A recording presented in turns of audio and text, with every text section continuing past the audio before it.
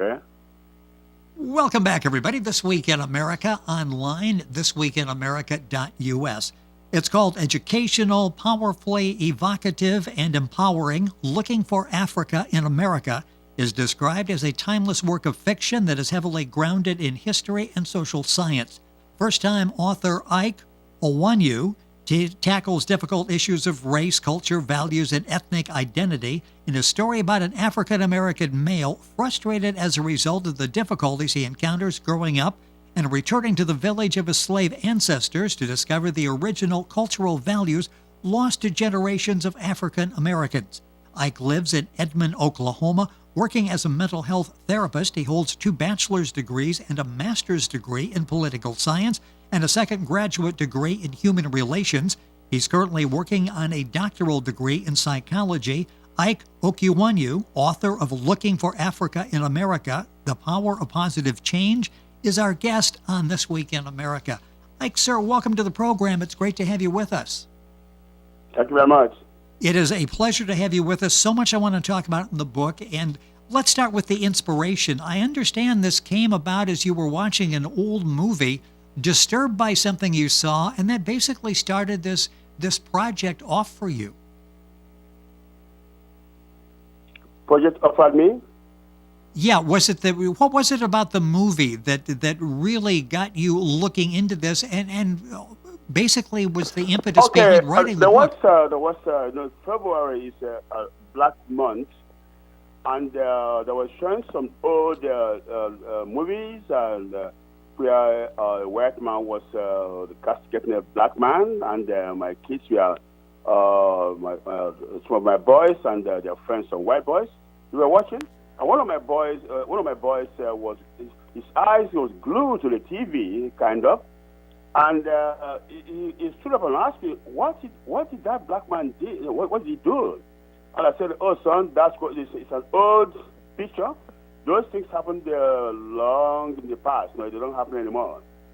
But I kept watching him, and I could see that even though he kept quiet, he still, he behaved scared and sometimes looking angry, but I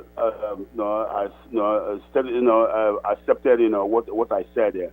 So later on, I came out to say, I said, I put this documentation.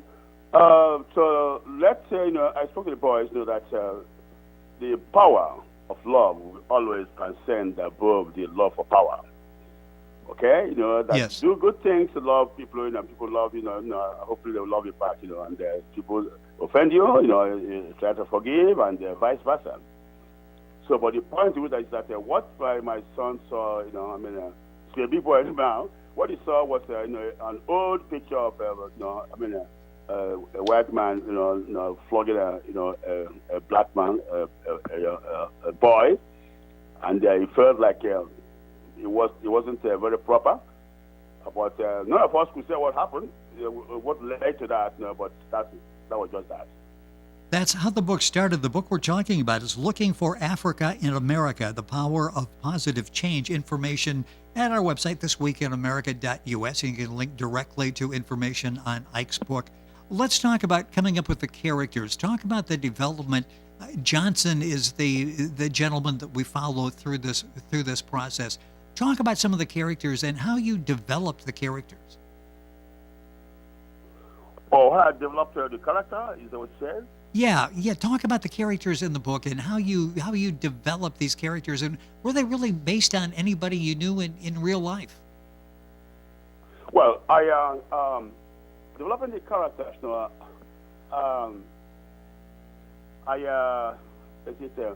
I took questions. Questions and interactions between Johnson and it's a fiction. Interaction between Johnson and the mother, who never wanted Johnson, the son, to know of bad things that happened, the slavery issues in the past. So the interaction, between the son, Johnson, and his mother. And there was a white old man that retired, one of the characters, that was a friend of Johnson. Johnson was learning. As he was growing up, he started feeling that certain things have been hidden from him. So he started asking too many questions. So I explored, questionings, questions and answers, built on that, to help Johnson, discover who he is, and achieve his best, in the society.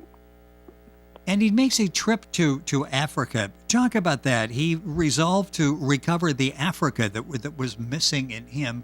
That was a life-altering trip that he took. Talk about the trip to Africa and the revelations that trip brought about. Now, after I learned, he could not do well in school. He found himself in a situation of initially the mother was trying to cover up things so that he wants his son to be successful in America, and he knows exactly what the negative stories they have in the society. So he never wanted his son. He wanted his son not to have any of those, if possible. So he was protective. He was very protective. So the son would be focused in going to do well in school. But as Johnson grew up, he found out. He kept on discovering that the mother was not telling him the whole story. And some of the things she experienced in the school. For example, one day, Johnson was walking by past a principal, and a white boy passed by the principal. He didn't say anything. When Johnson bypassed him, the principal stopped him and asked him what was. He wasn't supposed to be walking around that area at that time. The classes were going on, and Johnson felt it was a double standard. Why was it that the white boy in front of him bypassed the principal? He didn't stop him, and when he passed, he stopped him, and sent him to his office, and to sit down, to give him some correction. And he grew up, he kept on feeling that something was being hidden from him, and he kept asking questions for his own uncle, and this is a white old man that was a retired psychologist.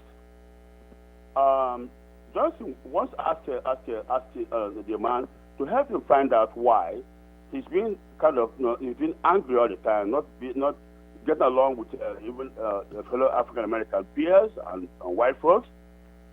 And the white man told him that it's not himself alone. That so many people like him, people of African Americans, that they have a similar situation problem. And down the line, Johnson said that he needs to travel to Africa and find out many questions. Why did the Africans sell away their brothers and sisters into slavery? And find out and he was curious that so many Africans, new Africans who came to America, are succeeding and stayed in school and don't behave like himself. And they came with nothing, and he himself was born and raised here, and he's supposed to have a better opportunity, but he wasn't taking any of those, and he didn't know why. So he decided that he should go to Africa and find out, see what's going on there, and ask questions, and learn for himself. And that was what prompted that he would travel to Africa to explore. Yes. His origin. And it was life-altering for him as he returned to the U.S. The book we're talking about is Looking for Africa in America, The Power of Positive Change. IKE Okawunu is our guest in the program. And let me spell that, so if you're looking for the book, I'm not sure I got that correct at that time either. It's OKWUONU. IKE, and you'll find the information by going to our website, thisweekinamerica.us. It's such an important book, Looking for Africa in America, The Power of Positive Change. And a lot of what Johnson did was attributed his failure to the stripping away of the African American culture by the slave masters. And this is something that you take on in the book. Talk about that and the importance of discussing this, of having an open mind and discussing this. Now, his friend, the white man, called Uncle Paul, he told Johnson that the reason why that because the white majority of the slave era did not allow the blacks to create a construct of their own environment. They were not able to relate well with the society in which they found themselves based on their interpretation of the world around them. And so it's not so it's like that the blacks were manipulated into what the white man wanted to be, not exactly what the African American who he is. What his ancestors they were manipulated to be who the white man wants them to be. And Johnson grew up, he kept finding this and he could see, it's like there was a war inside him, a war between who he is and who he saw himself manipulated to be. So this war between who he is and who he's manipulated to be, is what created anxiety, depression, unable to get along with even his own fellow black peers and white folks and members of the family. Now, so he had to, he had don't know where to start. But he kept asking questions, and find answers. And he traveled to Africa and underwent so many rituals. And the way it was received he could not. There was nothing that could there's no way he could imagine that he will receive the way it was received. And in the dancing, he saw himself in a lot. He saw himself, in a cultural, natural, normal cultural habitat. He did not go to stay in Africa. He went just to explore and find out who he is, and find out also why the new Africans who came over here, they are black people just like himself, why they seem to achieve more than himself and more than the members of his peer group. For example, he asked when he was in Africa, he asked one of young men over there, why is it that they're happy that they're not very very rich, but there are so many people that a few people there who are the elders, we are very rich. Those who are not rich, young men like himself, they weren't complaining. And the young man told Johnson that the culture, they learned when you're growing up what your parents could give you by way of education, all they did to raise you up. You have to be grateful to your parents for what they gave to you. What you want, your parents could not give to you, you have to look for those things by yourself. So he saw, they took all those things to heart. And the celebration, the welcome celebration was wonderful to him. He saw he was given a kind of a reception, a kind of respect that he never could imagine that he would get in Africa, in America. Right. He was feeling, he was full of anger. Why did the Africans sell their access to North America? When he got there, they explained to him what happened, that slavery was different. The slavery in America was different from the slavery they knew. And, they saw him as a hero. That his ancestors who were sold, they didn't just sell them. They were inter-tribal wars. And the people, the Western world came, the British, the American, the French, and all that.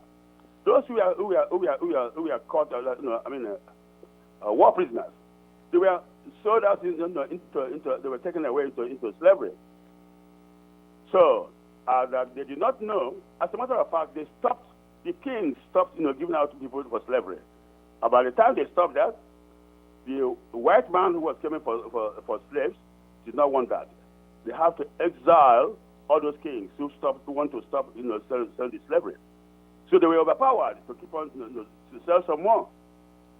They had no idea what happened to those slaves over here. So Johnson, the treatment they gave to him he couldn't imagine that. First of all, he was picked up at the airport with a beautiful black limousine.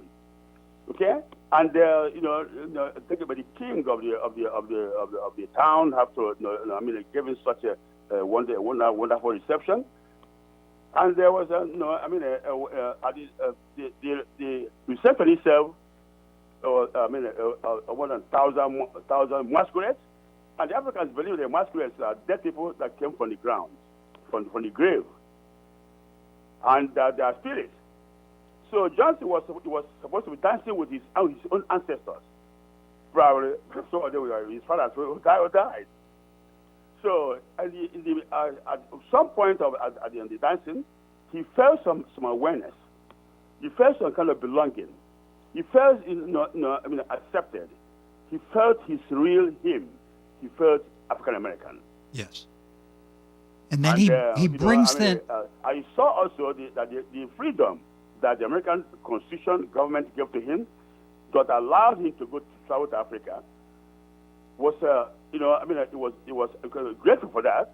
His ancestors, they weren't given that kind of freedom.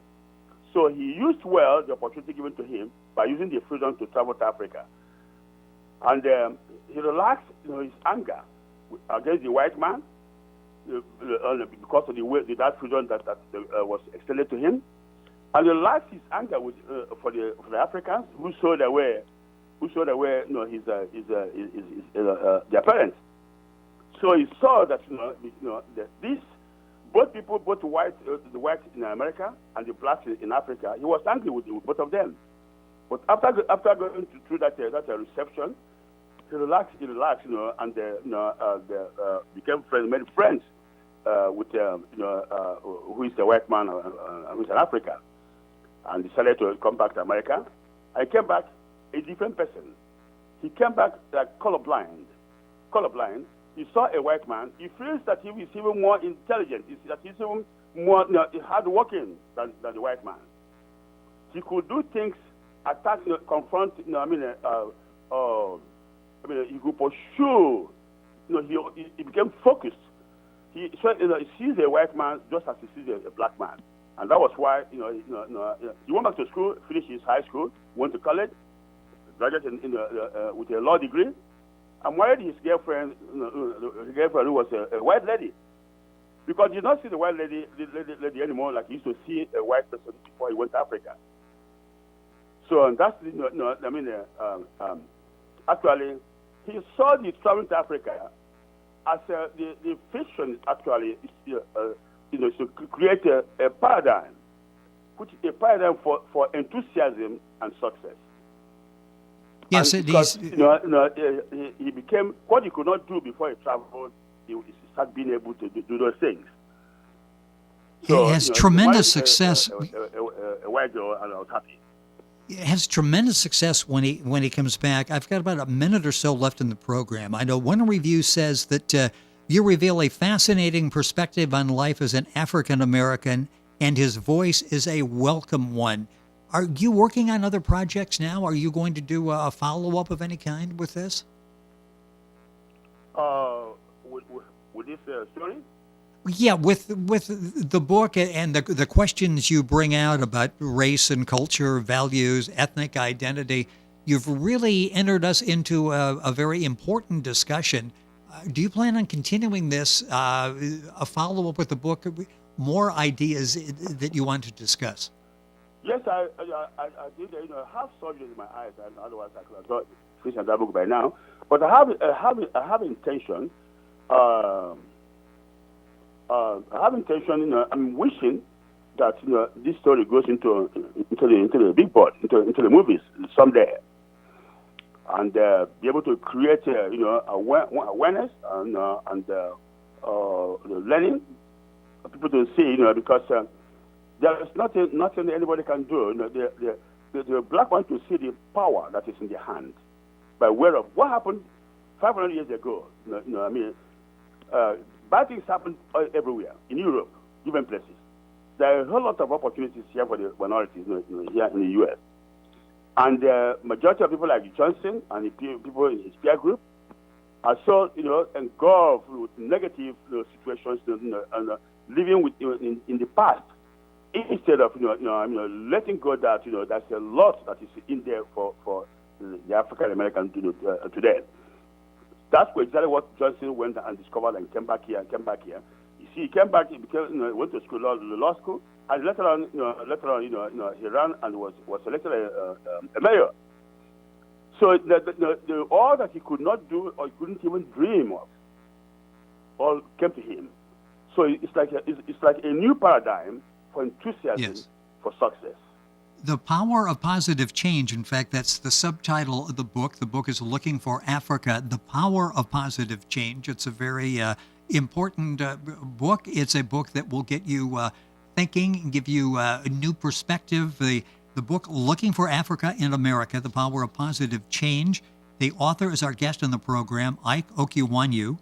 The book is available at Amazon.com. You can do a direct link to the Amazon by going to our website, thisweekinamerica.us. Ike, you cover so many important topics in the book, so much more that we could talk about. Hopefully people will buy a copy of the book and read it and take part in what you've done, the topics that you've brought up in the powerful book, the Looking for America, Africa in America. Thank you so much for joining us on the program today. Thank you very much, Rick. It has been my pleasure. And once again, the book is Looking for Africa in America. You'll find information available at our website, thisweekinamerica.us. And we're back on today's program after these messages.